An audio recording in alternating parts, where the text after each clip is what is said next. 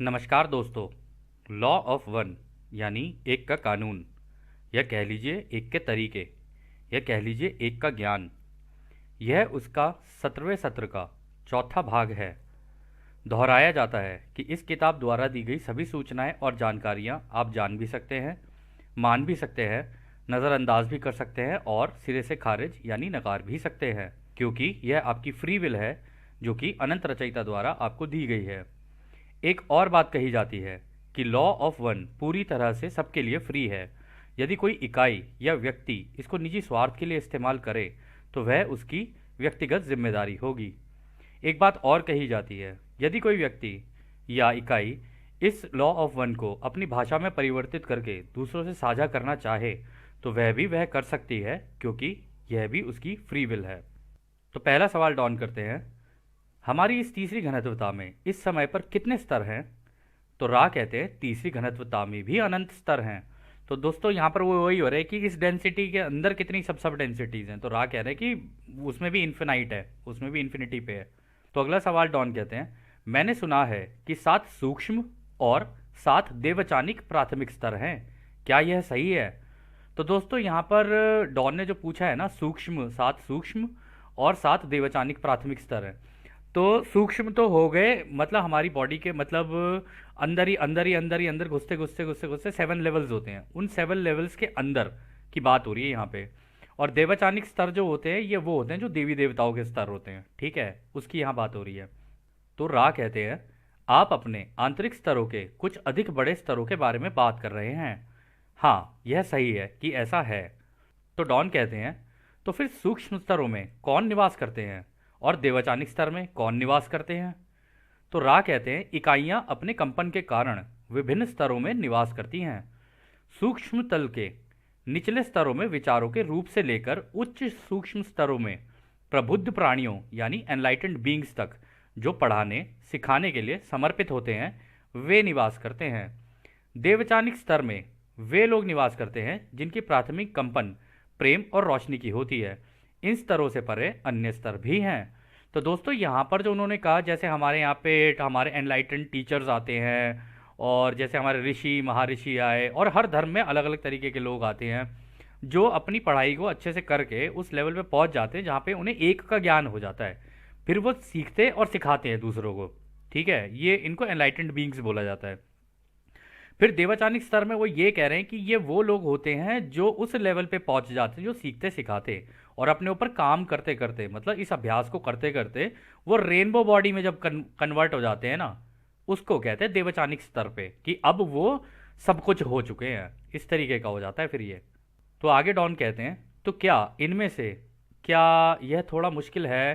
तो यहाँ पे थोड़ा सा कंफ्यूज हो जाते हैं डॉन। तो कहते हैं, क्या हमारे भौतिक स्तर में 7 उपस्तर हैं? यानी क्या हमारे शारीरिक रूप में जो अभी हमारा है इसके अंदर भी 7 लेवल्स हैं? तो रा कहते हैं, हाँ तुम सही हो, यह समझाना थोड़ा मुश्किल है। असीमित संख्या में स्तर हैं। आपके विशेष स्थान समय में मन शरीर आत्मा के 7 उपतल हैं। आप इन 7 स्तरों की कंपन प्रकृति का अनुभव कर पाएंगे जब आप भौतिक शरीर के ऊर्जा प्रवाह के केंद्र के अनुरूप विभिन्न स्तरों के अन्य लोगों से मिलेंगे। तो दोस्तों इसको समझने के लिए ना हम इस चित्र से समझने की कोशिश करते हैं कि यहाँ पर वो ये कह रहे हैं कि जब आप किसी से और से मिलने लग जाओगे ना तो सबका ना ऑरा अलग अलग होता है। आप यहाँ देखेंगे बेसिक ऑरा है रेड कलर का ऑरा, ठीक है, फिर उसके बाद अगला है आपका ऑरेंज कलर का ऑरा, फिर है आपका येलो कलर का ऑरा, फिर है आपका ग्रीन कलर का ऑरा, फिर आपका इंडिगो, ठीक है, और फिर आपका है वॉयलेट। तो इस तरीके से जैसे जैसे व्यक्ति आगे आगे निकलता जाता है अपनी जानकारियों में, प्लस अपने आप के ऊपर काम करते हुए अपने आप का ज्ञान लेना शुरू करता है और अपने इस ऑरा को और मजबूती से जान पाता है, तो धीरे धीरे उसका ऑरा ना उसके आसपास छलकने लगता है। तो जब आप उससे मिलेंगे ना उस व्यक्ति से, तो उसका ऑरा ही आपको अपनी तरफ आकर्षित कर लेगा। वो इस तरीके का होता है और हर किसी का अलग अलग होता है। किसी का बेसिक लेवल पे होगा, किसी का उससे ऊपर लेवल पे होगा, किसी का उसके ऊपर लेवल पे होगा। जो हायर चलते चले जाते हैं उनका ऑरा और हायर एंड पे जाता चला जाता है। तो आगे रा कहते हैं, अदृश्य या आंतरिक तीसरी घनत्वता वाले स्तरों में वे रहते हैं जो आपके जैसे जटिल प्रकृति के नहीं होते हैं। उनमें मन आत्मा का कोई रासायनिक शरीर नहीं होता है। फिर भी इन इकाइयों को एक सपने के भीतर एक कृत्रिम सपने के विभिन्न स्तरों में विभाजित किया जा सकता है। ऊपरी स्तरों में यहाँ पर होने वाले गहन सीखने सिखाने के कारण ज्ञान को वापस अस्तित्व के बाहरी स्तरों तक पहुंचाने की इच्छा कम हो जाती है। तो दोस्तों वो ये कह रहे हैं कि जो बाकी होते हैं ना, वो तो तुम्हारे सपनों में आ रहे होते हैं। तो कभी कभी होता है ना कि हमारे सपनों में भी हम लोगों को ऐसे बींग्स होते हैं या कुछ लोग होते हैं जिनसे बात करने के लिए मिल जाती है, और जो हमें लगता है ये है तो कुछ अलग, लेकिन वो होते ही हम जैसे ही हैं, ठीक है ना। आत्मा के अलग अलग लेवल्स हो सकते हैं। तो यहाँ पे वो कह रहे हैं इनके शरीर नहीं होते, अदृश्य होते हैं ये, ठीक है। ये सपनों के द्वारा तुम्हें दे सकते हैं इन्फॉर्मेशन जो भी है, लेकिन इनका ज्ञान जो होता है वो हम लोगों से लेवल का होता है। तो ये विचार का रूप ले लेते हैं, मतलब विचार का आकार लेके रहते हैं, बस इतना ही है वो। तो आगे डॉन कहते हैं, तो क्या यह आवश्यक है कि एक समय में एक ही स्तर पर प्रवेश किया जाए जिससे कि हम इन स्तरों के माध्यम से तीसरे भौतिक घनत्वता में आगे बढ़ पाएं? तो डॉन भी यहाँ पर ये कह रहे हैं कि क्या ये ज़रूरी है कि कैसे पहले किसी एक ही लेवल को समझा जाए और फिर धीरे धीरे करके आगे बढ़ा जाए? तो रा कहते हैं यह हमारा अनुभव है कि कुछ लोग एक समय में कई स्तरों में प्रवेश कर जाते हैं और कुछ लोग उनमें धीरे धीरे प्रवेश करते हैं, और कुछ उत्सुकता में तथाकथित निचले या अधिक मौलिक स्तरों की ऊर्जा को भेदने से पहले उच्च स्तरों में प्रवेश करने का प्रयास करते हैं। यह ऊर्जा के असंतुलन होने के कारण बनती है। आप देखेंगे कि ऊर्जा की इस सूक्ष्म बेमेल के कारण इस इकाई का स्वास्थ्य खराब रहता है, क्योंकि वह ऊर्जा के उच्चतर स्तर को अपने सचेत प्रयासों से सक्रिय करने की कोशिश करता है, जबकि उस इकाई के निचले ऊर्जा केंद्र या उपघनत्वताओं में प्रवेश नहीं किया होता है। तो दोस्तों यहाँ पे रा पता है क्या कह रहे हैं? रा कह रहे हैं कि देखो, नॉर्मली अगर किसी व्यक्ति को देखा जाए तो उसके नीचे के जो चक्र होते हैं ना, वहाँ से शुरुआत होती है। वो रेड चक्रा में जाएगा, फिर और ऑरेंज में जाएगा, फिर ऑरेंज से येलो में जाएगा, जो कि बेसिक चक्र है। जब वो क्या कहते हैं इंसानी रूप में अपनी ज़िंदगी जी रहा होता है सारी, फिर उसका धीरे धीरे दिल का चक्र खुलना शुरू होता है यहाँ पे, ठीक है ना। यहाँ पे आके हार्ट चक्र खुलना शुरू होता है। लेकिन मेडिटेशन में जाके कुछ लोग क्या करते हैं, नीचे के चक्रास के ऊपर तो काम करते नहीं है प्रॉपर। उनके दिमाग के अंदर ये रहता है मैं फटाफट अपनी कुंडलिनी जागृत कर लूँ ताकि मेरे पास इन्फानाइट इन्फॉर्मेशन आ जाए या इन्फानाइट सारी जानकारी हो जाए मुझे। उसके कारण होता क्या है, हो तो जाएगी ये भी एक्टिवेट, ठीक है, लेकिन बीच के चक्र जो होते हैं ना, उनका बैलेंस नहीं होता है। और जब उनका बैलेंस नहीं होता है ना, तो व्यक्ति बैलेंस में नहीं रहता, उसकी तबीयत खराब हो जाएगी, या स्किज़ोफ्रेनिया हो जाएगा, या इस तरीके की कोई ना कोई दिक्कत उसको हो ही जाएगी अगर उसने अपने साथ जोर ज़बरदस्ती करके इस तरीके से की। हालांकि ध्यान अवस्था में जोर ज़बरदस्ती नहीं होती, लेकिन ध्यान अवस्था में जाके कोई भी व्यक्ति ढूंढने की कोशिश करता है, ढूंढने की इच्छा व्यक्त करता है अपनी, तो ढूंढते ढूंढते ये हो सकता है कि वो अपनी कुंडलिनी जागृत कर ले। तो उस वजह से डिसबैलेंस भी हो सकता है, इसलिए अपने चक्रों को एक एक करके खोला जाता है। उसके तरीके बहुत हैं। आप बाकी और भी ट्रेडिशंस में देखेंगे या हर जगह देखेंगे ना, इनके तरीके होते हैं खोलने के, ठीक है। एकदम से ऊपर की तरफ नहीं जाया जाता है, धीरे धीरे धीरे धीरे धीरे धीरे खोले जाते हैं। और ये मेडिटेशन में धीरे धीरे ही होता है काम, ऐसे नहीं कि एकदम से ही उछल के सीधा यहाँ पहुँच गए कुंडलिनी पे। तो आगे डॉन कहते हैं, क्या ध्यान करने का कोई श्रेष्ठ तरीका है? तो रा कहते हैं नहीं, ऐसा कुछ भी नहीं है। तो दोस्तों ध्यान की कोई ऐसी चीज़ नहीं है, मतलब मेडिटेशन का कोई ऐसा नहीं है कि कोई एक ही पर्टिकुलर तरीका है, उससे आप करोगे तो उसी से ये चीज़ हो पाएगी। अब जैसे हमने आपको बताया हमें हेमी सिंक पसंद है, हम हेमी सिंक को बेटर इस्तेमाल कर पाते हैं। हमने और भी मेथड ट्राई किए थे पर नहीं हो पाया, कोई बात नहीं, हमें हेमी सिंक बेटर लगा। हालांकि है वो इंग्लिश में, लेकिन हमें वो सही लगा तो हम उसको कर लेते हैं, ठीक है ना। लेकिन कई लोगों ने उसी हेमी सिंह को हिंदी में भी ट्रांसफ़र करके उसको करने की कोशिश की और उन्होंने भी अच्छे खासे रिजल्ट पाए हैं। यदि आप लॉ ऑफ वन के बाकी जितने भी स्टूडेंट्स हैं जिन्होंने लॉ ऑफ वन सीखी, जो आज भी क्या कहते हैं सीखते जा रहे हैं इसको, जिन लोगों ने हेमी सिंह ट्राई किया है उन लोगों ने इसका इस्तेमाल अच्छे से किया है। परंतु हेमी सिंह केवल एक चीज़ है, तरीके बहुत है, बहुत सारे तरीके हैं ध्यान को करने के। विपासना भी है और भी बहुत सही तरीके हैं, बहुत सारे तरीके हैं, माइंडफुलनेस प्रोग्राम है, तरीके बहुत हैं। जिसको जो सूट कर जाए वो उसके अकॉर्डिंगली काम करे तो उसके लिए सही रहता है। तो आगे डॉन कहते हैं, इस समय चक्र के अंत के करीब हमारे ग्रह पर भौतिक क्षेत्र में पुनः जन्म कैसे निर्धारित किए जाते हैं। तो डॉन यहाँ पे पूछ रहे हैं कि अब जैसे हमारा जो युग है अब एंड पे आ चुका है, तो अब यहाँ पे जो लोग पैदा होते हैं उनका ये निर्धारित कैसे किया जाता है कि कौन आएगा कौन नहीं आएगा, इस तरीके से। तो रा कहते हैं, कटाई योग्य बनने के लिए गंभीर रूप से आवश्यक अनुभव प्राप्त करने की इच्छा रखने वाली इकाइयों को पुनः अवतरित होने की प्राथमिकता दी जाती है उन लोगों पर जिन्हें निसंदेह इस घनत्वता को फिर से अनुभव करने की आवश्यकता होगी।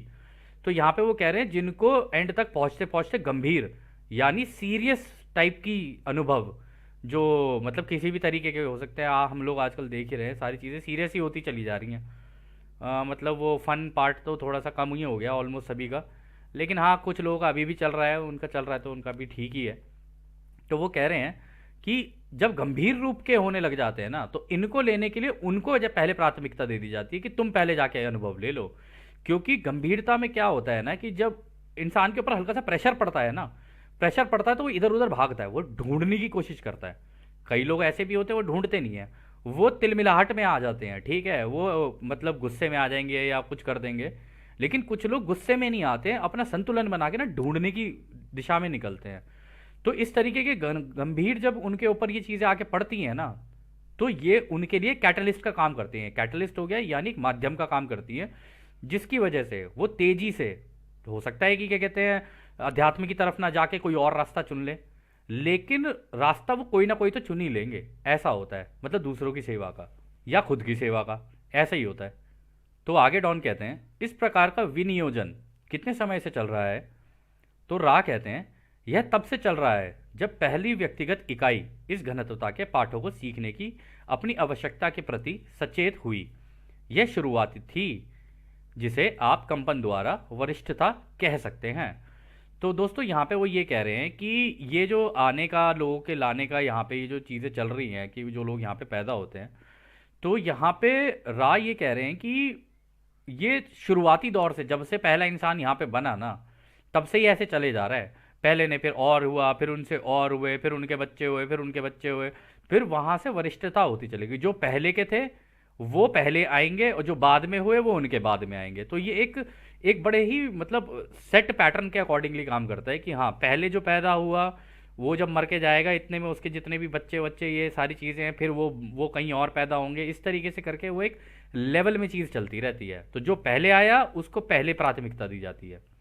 तो अगला सवाल डॉन करते हैं, यह कंपन द्वारा वरिष्ठता क्या होती है। तो रा कहते हैं यह इस सत्र का अंतिम पूरा प्रश्न होगा। कंपन द्वारा वरिष्ठता एक सुविधा है, एक के कानून के तरीकों का पालन करते हुए कटाई योग्य व्यक्तियों को प्रोत्साहित करती है। प्रत्येक व्यक्ति को कटाई के समय के बारे में जागरूक होने और अपने मन, शरीर, आत्मा को सीखने सिखाने की ओर मोड़ने की आवश्यकता को प्राथमिकता दी जाती है, ताकि उस व्यक्ति के पास सफल होने का सबसे अच्छा मौका हो। तो दोस्तों यहाँ पे पता है रा क्या कह रहे हैं, रा कह रहे हैं कि उन लोगों को भी पहले भेज दिया जाता है कि, या कह लो वो लोग चुनकर आते हैं पहले कि या अब जाके ना यहाँ पे चीज़ें उठापटक होंगी। अब उठापटक होंगी तो प्रेशर बिल्ड होगा, प्रेशर बिल्ड होगा तो उसमें तेजी से निकलना आसान है क्योंकि कैटलिस्ट का काम करेगा वो। और जब वो कैटलिस्ट या कह लो माध्यम का काम करेगा तो एक व्यक्ति इधर उधर दौड़ेगा। दुख में ही तो इंसान ढूंढता है भगवान को, सुख में पूछता पूछता कौन है भगवान को। तो यहाँ पे वो ये कह रहे हैं कि तब इस केस में ऐसा होता है कि जिन लोगों को अपनी कटाई करानी होती है ना, मतलब जो ऑलमोस्ट किसी, हो सकता है किसी और ग्रह के हों, किसी और ग्रह पे रह के, या फिर हमारे ग्रह के हों, लेकिन वो उस लेवल तक पहुंच चुके हैं कि अब उनकी कटाई होने के चांसेस ज़्यादा है, ठीक है ना, या उनकी हार्वेस्ट होने के चांसेस ज़्यादा है। तो उस केस में वो लोग पहले आ जाते हैं और जल्दी जल्दी अपनी कटाई के लिए उनको करना क्या है, उनको वही तो करना है, मेडिटेशन करनी है, सीखना है सिखाना है, सीखना है सिखाना है, बस यही करना है। और ये करके अपनी कटाई करा के आगे निकल जाते हैं फिर वो। इसलिए उनको पहले भेज दिया जाता है कि तुम भी चले जाओ, तुम्हारी कटाई इस टाइम पे ज़्यादा बेहतर हो पाएगी। चाहे वो इस काम को करते करते कुछ भी हो जाए उनके साथ, लेकिन उनकी कटाई होने के चांसेस ज़्यादा होते हैं बनस्पत उनके जो यहाँ पर आके फिर से खो गए, ठीक है ना, जो माया जाल में फंस गए बेसिकली। अगर माया जाल में फंस गया तो फिर उसकी कटाई नहीं हो सकती। और माया जाल में फंसने का कारण है क्योंकि वो पिछली ज़िंदगी भूल जाता है, जो कि अभी राह आप हमको आगे और बेहतर तरीके से समझाएंगे। तो खैर दोस्तों, यह सत्र अब यहीं समाप्त होता है। और जैसा कि राह कहते हैं, अब हम आपको उस एक अनंत रचयिता के प्रेम, उसकी रोशनी, उसकी शक्ति और उसकी शांति में छोड़कर चलते हैं। धन्यवाद हमारे दोस्तों। आदने आदने वासु। धन्यवाद।